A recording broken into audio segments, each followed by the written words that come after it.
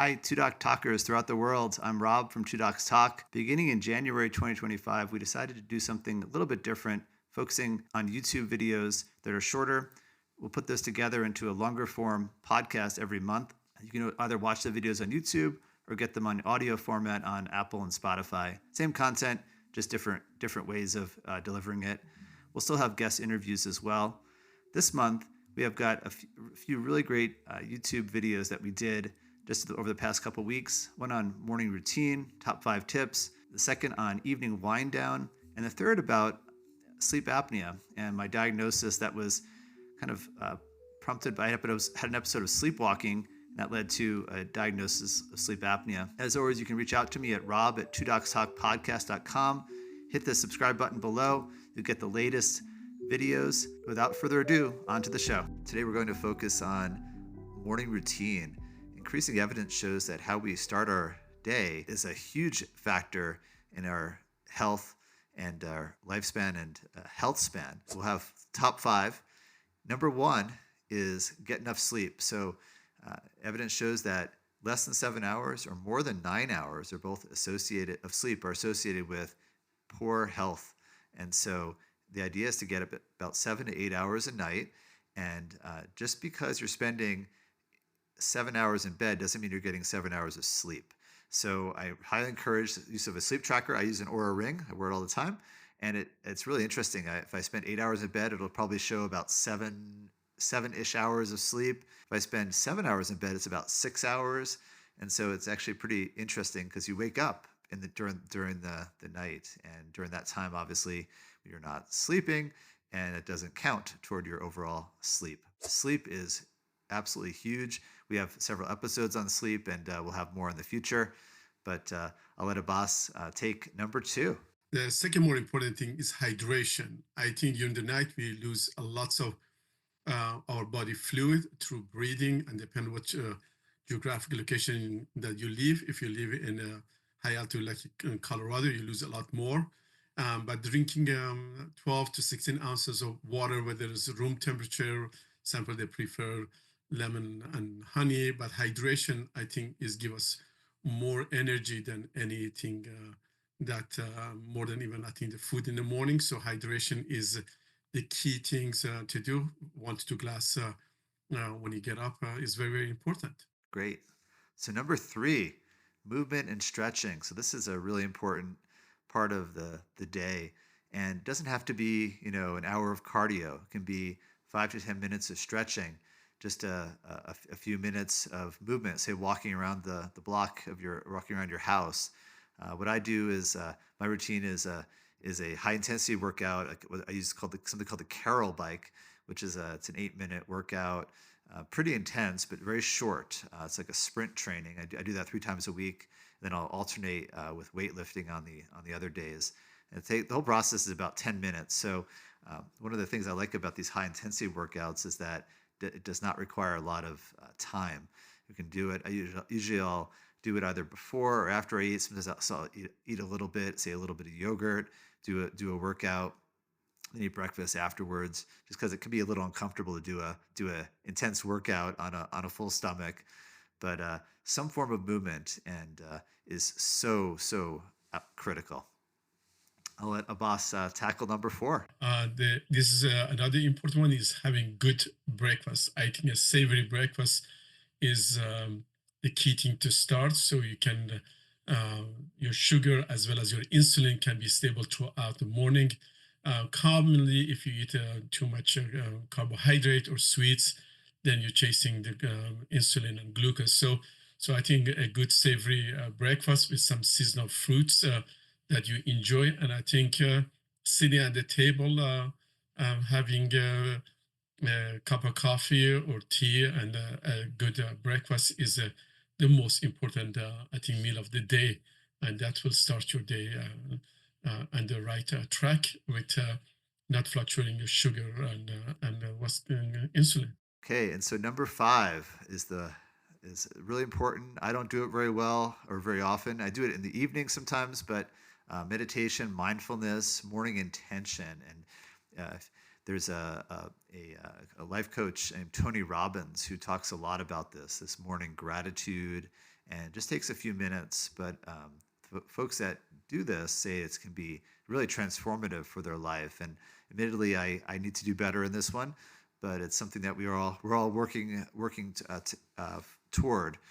And so that morning meditation or mindfulness can be just a few minutes, just being aware. And it doesn't have to be a formal meditation session. You can do it really anywhere. Even it can be a few seconds even. And I know Abbass does this on a regular basis, so I'm going to let him comment on this as well. I think the morning routine is the key things to longevity and successful day. So since I have two boys, and from being a busy practice, my wife and I have decided many years ago, I think maybe near 26, 27 years ago, we get up in the morning, and around 5:30 we allow about half an hour for before the phone call, before any social media. So we do actually some bed yoga, or simple movement in bed before we getting up, then hydration and the morning toilet, and then toiletry. We do have our cup of coffee and plan our day together, and have a nice breakfast, and then I do the stretching and exercise in between, as well as appreciating that what we have, and plan the day. So I've done this for many years, and I know my grandmother, my mother, my parents, they have done this, and they believe that if you get up before sunrise, it adds to your longevity, have a more productive day.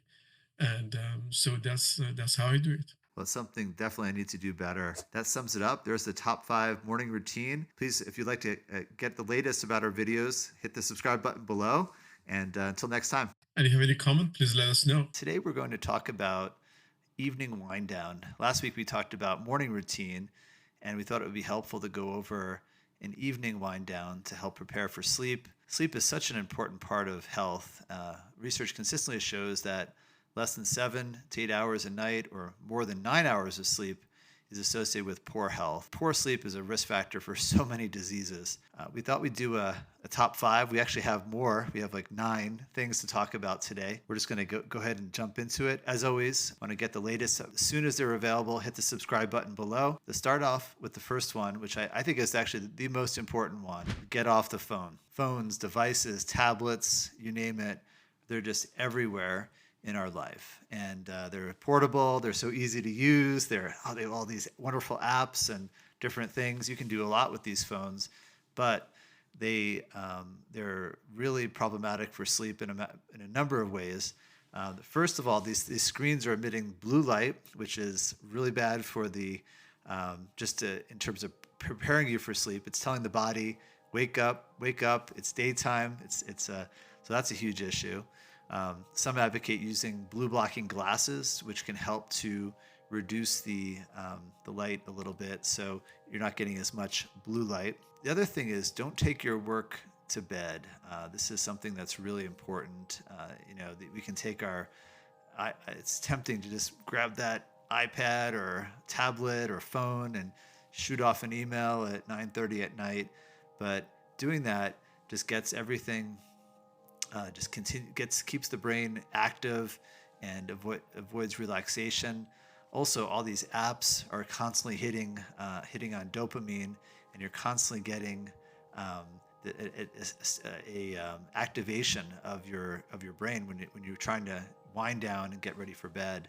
So, getting off the screen, getting off the phone is super important.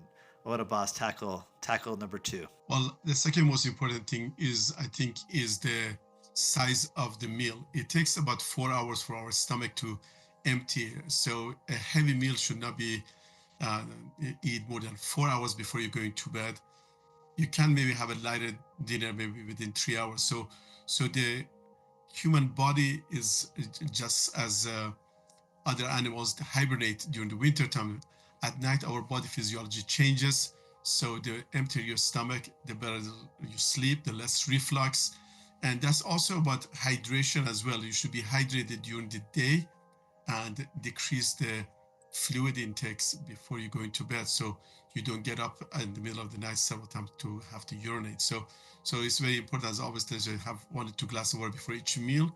Keep your urination light yellow or clear, and then wind it down in the evening time, particularly before you go to bed, so you can get a good night's sleep. Okay, number 3 is dim the lights in your home. This is really quite important. We live in a world of LED lights, and every room is brightly lit. You've got bathroom lights just blazing. We've got wonderful light, and energy is abundant. And so it's easy to light your home these days. However, light at this intensity activates what's called the suprachiasmatic nucleus, which is a little part of our brain that is very, very responsive to light stimuli. And when it gets those signals, it gets confused because it thinks it's daytime. And so exposing your eye to bright light at night is exactly what you don't want to do. It tells the body it's day. I should be waking up, getting ready to go, and being active. Whereas you want to dim the lights, and so that it's evening time, it's time for rest, and that would be to try to mimic that wake sleep cycle where it's bright in the morning. You want exposure to bright light in the morning is what you want to wake up, and then you want dim lights in the evening and at nighttime. And we'll talk about in a second, but sleep. It's good to sleep. Recommend sleeping with an eye patch. That's been really helpful for me. And sleeping with an eye patch can really be helpful to just avoid those little lights that are in our room, like the alarm clock or the phone, messages coming through and it lights up for 10 seconds. Eye patches can be super helpful. Abbass will take the next one. Another one is caffeine. Lots of people, they think they can drink coffee and go to bed, but the caffeine half-life is 7 to 8 hours. So in general, you should not be drinking any caffeine in the afternoon through the evening time. So even you feel initially falling asleep and drinking caffeine, but however, the overall, the stimulants keep you subconsciously awake. So that's any stimulants, even watching the news in the before you go into bed. That's majority of the news is unfortunately sad or violent news, and that subconsciously keep your mind stimulated and does not allow you to get a good night's sleep. So consequently, people, they watch the news with alcohol. Alcohol initially makes you to sleep fast. However, within an hour or two, you wake up, then you cannot fall back to sleep. So avoiding caffeine, alcohol, all in the news and all of that before going to bed is very, very important. Caffeine at least start in the afternoon, and try to avoid alcohol as best as you can in the evening time. So those are very, very important thing to do. And the half-life of caffeine is what, about 6 to 8 hours? Is that right? Depend exactly 6 to, and that's so coffee even at 3 o'clock in the afternoon still has in your body, and almost for 15, 16 hours. So that is correct. Yeah, I used to drink iced tea at lunchtime in the afternoon. It was just so nice in the summer to have a nice glass of iced tea, but not the best thing for sleep. If you're trying to get to sleep at 9 or 10 o'clock and drink an iced tea at 3, 6 hours later, there's still half of that caffeine still in the body. Number 5, we have a warm bath and sauna and hot tub. So these are the warming of the body. It seems to help with sleep. I don't know if we're really sure exactly how that works, but taking a warm bath seems to be helpful. Maybe it's just relaxation. That warmth is just relaxing. Sauna and hot tub can also be useful, but I caution, avoid using these immediately before bed, because if you come out of a 180 degree or very hot sauna and try to go to bed, you're going to be very hot, and it's going to be just hard to fall asleep. So usually allow at least an hour between sauna or hot tub and going to bed. But these are helpful techniques. And we'll do an episode on sauna, because there is good evidence that it can help prevent dementia and a couple other conditions. The Finnish have done some good studies on that. The next one is exercise. Stretching, yoga, mindfulness is very, very good before going to bed. or short walks. However, the vigorous exercise, it causes too much stimulation um, and causes you know, to not be able to relax and to go to bed. I used to play a lot of tennis, and when I was busy with children and stuff like that, I used to play late at night, 8 to 10. Those nights are very tough to fall asleep, and also then your electrolytes imbalance cause you cramps, and then consequently you cannot get good night's sleep. Light stretching exercise, whether yoga, tai chi, um, short walk after dinner, those are all very helpful, but not vigorous exercise. Okay, next one is going back to sleeping in a dark room. We talked about that with the eye patch a second ago, but also sleeping in a cool room is really important. So around 65 to 68 degrees is optimal. There is some evidence that sleeping in a cool room can actually help increase something called brown fat. So sleeping in a cool room at 65 degrees can help improve this type of fat that's very helpful for the metabolic system and is very healthy. So brown fat is fat that helps us to stay warm, and it seems to be that staying cool associates also with sleep. The body, when it's cool, is more is ready to go to sleep. If the body, if you get hot or get warm, that's when it's time to wake up. So staying cool is a good way to to stay asleep, and is actually quite important. It's as I get older, I've really noticed the temperature of the room is a huge factor in how the quality of my sleep. Next thing is to organize in the next day. Don't take your problem to bed. So maybe an hour, 2 hours before bedtime, organize your next day. Just see what's things should be done on what priority need to do, and also from there, then you can organize your morning. How much get up in the morning to have the morning routine, and if you set up that time, the time that you need to wake up, then you can work out your 7 to 8 hours of sleep. Then consequently you can work all these evening events, and not taking the work to bed, or thinking about the work in bed. That's another thing that is a stimulus. So having a routine calming effect, going to bed,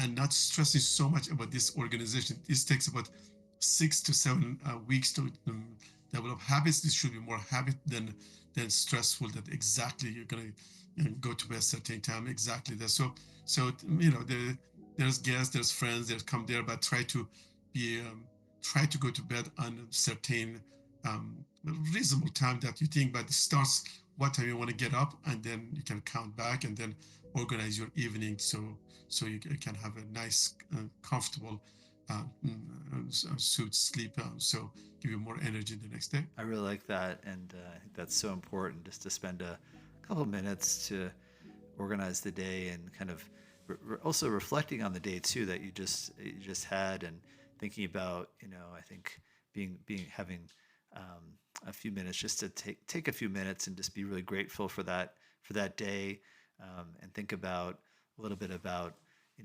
also, as you said, about the next day, but just taking a few minutes and having that calm relaxation. I think it can be worked into a lot of the other activities that we just talked about. Just taking a few minutes to do some, it doesn't have to be formal meditation, but just a few minutes of deep breathing, or if the weather is nice outside, walking outside for a few minutes in the evening can be nice, just to get a little bit of relaxation and fresh air, and just a nice end of the day.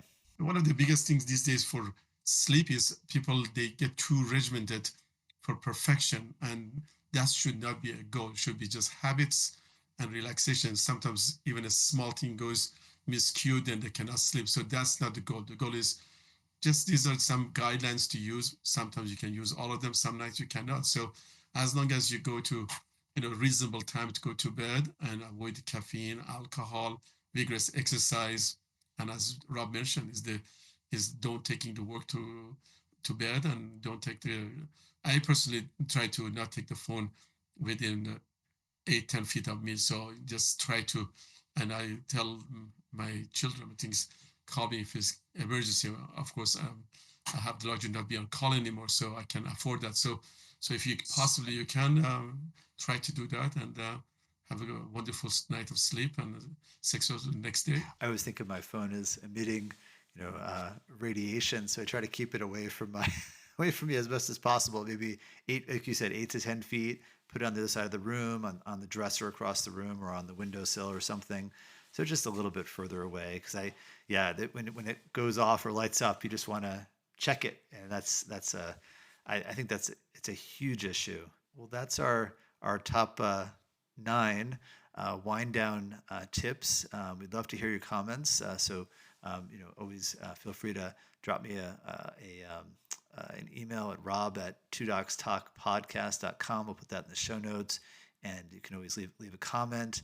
And as always, if you like the videos, hit the subscribe button below, and you'll get the latest. I've been tracking my sleep data for a couple of years with an Oura Ring. Recently had a home sleep study, and compared that data, and it was pretty surprising. To get access to all our videos, the latest health updates and ways to improve your health span, hit the subscribe button below. And this is a device. It's a sleep tracker. So it's a little device that it's quite literally a ring, and it has sensors inside. And these sensors look at body movement, temperature, oxygen saturation, heart rate, and something called heart rate variability, which is the time between heartbeats. There's other sensors as well, and generates all this data that you can then look at on an app. So I've been using this for the last few years, and I thought I was doing pretty well. I'm pretty happy with my sleep quality. It's always usually get a score of what's called good on Oura, and I thought I was doing okay. I had an episode a couple months ago on election night, actually, where I was sleepwalking, got out of bed, was dreaming, ended up trying to tackle this table next to my this nightstand next to my bed, and cut my chin. Had to go to the ER. Blood all over the place. Had to get stitches. I was pretty surprised this whole, in shock actually about this whole event. My wife has recently mentioned that I was snoring at night, which was new. Thought, well, maybe I should see a sleep specialist and get this checked out. So ended up seeing a sleep specialist. Was advised to wear a home sleep apnea test device, and did that, and got a result back of moderate obstructive sleep apnea. I don't have any risk factors for sleep apnea other than being a male. My body weight is normal, body mass index is normal, but was pretty surprised when I got that result. So I thought it might be interesting to look at the Oura data, compare that to the home sleep study. I think it's important to say a big disclaimer. This is not really a totally fair comparison. Oura is not a medical device. It's designed to look at sleep quality and help you improve that sleep quality.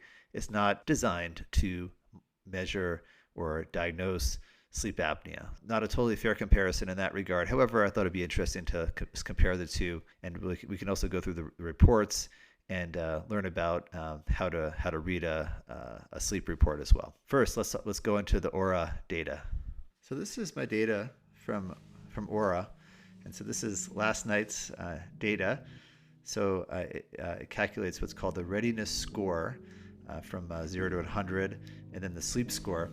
So I did better on readiness than on sleep, and you can click on each one. And for sleep, it breaks down all the different categories here: heart rate variability, body temperature, respiratory rate, and it calculates this score. And you can look at each of these different metrics as well. I usually get scores of sleep between in the 70s to 80s. So this is the sleep scores here. Take a look at this. This is, I think, kind of interesting. Time in bed and total sleep. So for me, it's about 45 minutes to an hour where I'm in bed, but my actual sleep time is less than that, by about an hour. And so that's something that I've been looking at and noting on this data. And as we go through it, we'll see that that's pretty consistent. Looks at resting heart rate, and it shows you the sleep duration and the sleep stages as well. So it looks at awake, REM sleep, light sleep, and then deep sleep. This is the oxygen saturation, and it looks at the percentage of oxygen saturation and breathing regularity. And usually my data was pretty good. Here, that's 2 nights ago, time in bed and total sleep about an hour different. On the day before that, again, about an hour different. My breathing regularity usually is pretty good, optimal or good on almost all the days. So thought I was doing okay in this regard, and then did the sleep study that I got back. I was in my car when I read this and was pretty surprised. I was not totally prepared to read this. So moderate sleep apnea, sleep fragmentation, the apnea hypopnea index of 21 with an oxygen saturation, the lowest level was 79%. So that was the conclusion of the report. This is the actual report, and it looks at the total recording time up here on top, 7 hours 30 minutes. The total amount of sleep was 6 hours and 32 minutes. So again, about an hour difference between the two. So for me, that seems to be my norm. And looks at these different metrics, what's called the apnea hypopnea index. So this is the big one you want to look at here. It looks at the apneas, which is when I stop breathing, hypopneas, breathe lightly, and then add those together and divide by the total time of sleep. So gives a value of 21. And if you look at here on the bottom, it looks at this shows the scale of sleep apnea severity. Normal is less than 5, mild 5 to 15, moderate 15 to 30, and then above 30 is considered severe. So I was we're kind of smack dab in the middle of the moderate range. There's another metric here called the respiratory distress index, and that came up at 240. That shows the apneas, hypopneas, and also these sleep arousals. And so if you add those together, it was 240 events, which gives a value of 37.9. Anything above 30 actually is considered severe. Sleep actually not great, based on this result. Over here shows the oxygen saturation. Most of my oxygen saturation drops are pretty mild, so only between 4 and 9% drop. So this is probably why Oura was showing that my oxygen level was fairly good. But an average. But again, I'm having these drops. If you look at the actual data for the sleep test, we'll go into this. This is the tracing. You can see the respiratory events on top, body position, and then the oxygen saturation. And when this little black line here drops below 90, that's when you're get concerned. And so periodically having these drops, when I have those drops, my heart rate usually goes up around the time of those drops, indicating that there's an arousal. So I'm waking up a little bit during that time. So got this data back, met with my sleep specialist, and decided to do CPAP. So I haven't started it yet, but I'll start it in the coming weeks. I'm going to try a nasal device first, a nasal CPAP device, give that a go.